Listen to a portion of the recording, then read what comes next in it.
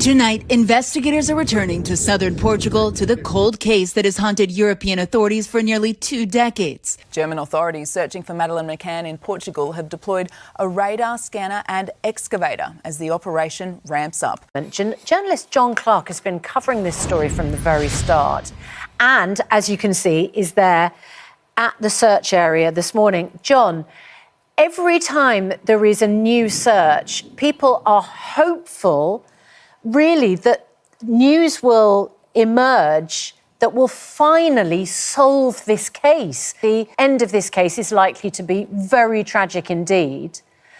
But what do you understand about what information German police are working on?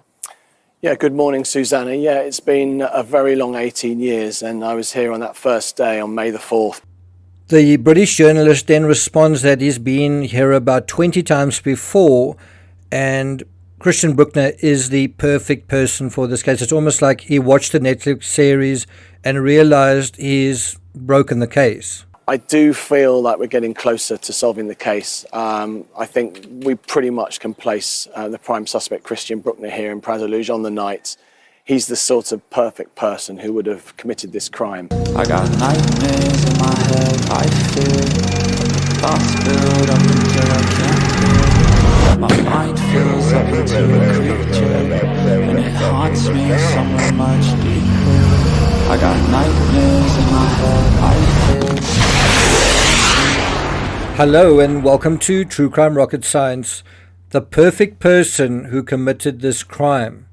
We are getting it from several sources now, including British sources, that today's searches aren't covering any new ground. They've been done before. The British are saying so, the Portuguese are saying so, and the lead detective is reiterating the same thing in Portuguese media. Although the search is targeting an area that was once the favoured mellowing grounds of hippies, in case it's not abundantly clear. This looks strangely familiar. Because we've been here before. So, why is this happening? Well, I have a few ideas. Before we get to that, I want to draw your attention to my investigative efforts published in this book, Deeper into Darkness. I think what makes the Madeleine McCann case so terrifying is this idea that an innocent child can disappear forever without explanation, and further, this idea that people can simply be told an obvious, simple, easy explanation about what happened with no evidence. And if it's repeated often enough, for example on Netflix, they'll believe it. They'll repeat it, and many have. And if enough people believe the same thing, it becomes a reality of a sort.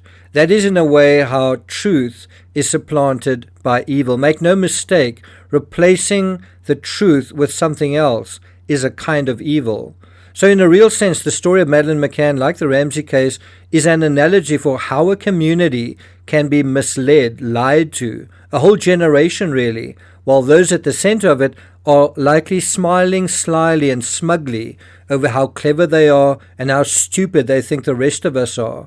With the whole world watching, with everyone paying attention, truth and justice can slip and slither away. And just look at how the media collude in that process. That's exactly what's happened here, and if it's happened once, it's going to happen again. It is happening again. Probably the most balanced coverage of this case was covered by the Telegraph once upon a time, and this is what they're saying about it now. The Portuguese former police chief who led the first investigation into Madeleine McCann's disappearance has accused shoddy German officers of searching too wide an area. Gonzalo Amaral was thrown off the case in 2008 after publicly criticizing British police, said the 26-mile stretch of land, just think about that, 26 miles, around the suspect Christian Bruckner's former cottage would overstretch investigators. Is that overstating things? I mean, even searching half a mile would overstretch investigators, in my opinion. I mean, this is hardly a targeted search. So, what a reason, but going back to Amaral, what a reason to be thrown off a case. The local police, the local lead detective, thrown off a local case because he didn't like being dictated to by overseas authorities. Who would? And then the overseas authorities twisted arms and he was thrown off the case. So lead detective was being dictated to, and now we need someone else to lead the investigation that is okay, I guess, with being dictated to. He writes a book, gets sued, this is after he's fired, but those who sue him lose the lawsuit, but no one covers that. Years later, the search returns to lose, and you see it all over again. A foreign power, thinking they know better, rolling in with their experts, only to come up with absolutely nothing themselves. This much wasn't needed, said the former detective, that's Amaral, who was sued over a 2008 book in which he pointed the finger at the missing 3-year-old's parents, Kate and Jerry. A plane with geo-radar would have been enough and reduced the search area. That's his expert opinion. Now, it's interesting how the Telegraph can't wait to get their poke, undermining the detective in early, isn't it? And almost every time British media cover a comment made by the detective, it's with a barb, a smear, or a sneer. Look at these headlines from the Daily Express from May 2023 and the Daily Mail from September 2022. The Telegraph goes on to say, speaking to Correio da Manhã, the Portuguese newspaper, Amaral said the Germans should have nothing to do with the investigation. This was a British police strategy with support from the Portuguese police. We've already searched the area that's being looked at now. There's nothing new. That's the bottom line. That's the bottom line to what's going on here. It's already been searched. Nothing new is going on now, even though it's being heralded in the international media as a new search for Madeleine. What he's saying indirectly is the Portuguese police never thought the search strategy made sense, and besides that, it's a line of inquiry that's already been exhausted. So what they're kind of saying is, don't expect anything from the search, and guess what is going to happen at the end of the search as well? We'll see. Amaral is also quoted telling this Portuguese publication the following: we're abdicating our technical competence. We're not being complacent anymore. We're conniving. And so it's almost like he's saying we were complacent. We were just sort of letting other people basically direct us and tell us what to do and tell us how to investigate. Bear in mind, if the case is solved, it's going to have to be heard in a Portuguese court with Portuguese law officials and law enforcement. You can't have someone coming in from Britain investigating it and then taking the case to Britain. It's going to have to be heard in situ.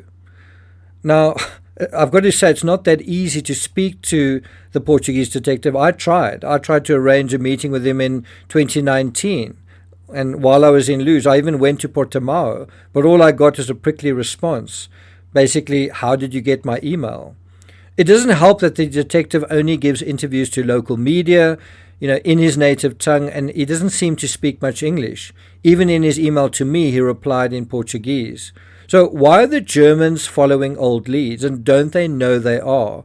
If they do know they're following old leads, one has to wonder whether this isn't some sort of very expensive face-saving exercise from the German prosecutor. Remember, he's talked a big game all along, and 5 years later, he has Zippo to show for it. No charges, no trial. In fact, the opposite.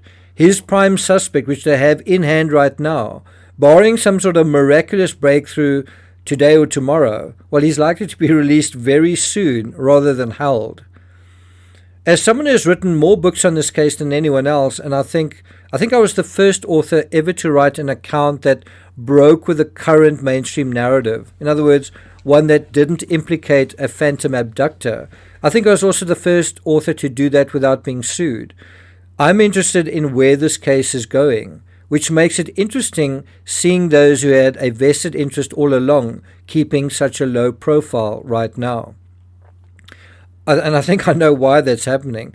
I traveled to Luz twice, including this year, and it's interesting to me looking at the characters it draws in and also the way certain entities are dealing with the latest developments.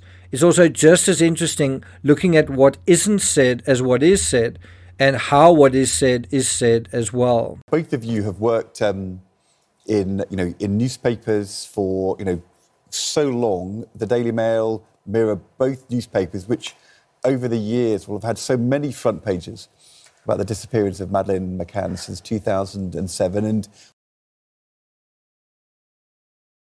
We have front pages again. I mean, are we, do you think, just on repeat? Or does this feel it might be different? I hope it's different because it's the agony for the parents must be it's unspeakable, isn't it? But now, I have to say, I found this interview from Good Morning Britain fascinating to watch because these are the arch storytellers, these are the arch editors that are responsible for the current narrative in Britain. And you can tell right out the gate, one of them can't wait to just express his sympathy with the McCanns. He wants to make that absolutely clear as early on as possible. And of course, the McCann story is one of the most lucrative stories these publications have ever had, if not the most lucrative. And so one can't help asking, that's the best you can do! Not just in terms of the search going on right now, but also those who have been covering the search for Madeleine for the past 18 years, for the past year, for the past 2 years, for the past 5 years, for the past 10 years, for the past almost 20 years. Is that the best you can do? Right now, the new search for Madeleine McCann is making headlines not just in the UK and Portugal, but around the world as well, including in America. As a journalist, as a writer, I want to talk about that, and I'm going to be doing that in the next episode, basically a part 2 to this analysis. We'll be looking at the media narrative and how that has evolved and how honest that has been. And then also want to come back to Mr. Amaral and talk about his theory. So if you're interested in that, please hit the subscribe button, hit the notification bell to get notifications. You can also hit the thanks button. And then just a final reminder of Deeper into Darkness. That is the book that I wrote based on going to Luge and walking certain paths. That was my effort to follow the evidence. And you are welcome to read that and decide whether that is more reasonable, more critically considered than the current efforts. Is it more scientific and more sound, or is it a flight of fancy? If you do read it, let me know in the reviews. Thank you for listening. Look out for part 2, and I'll see you guys next time.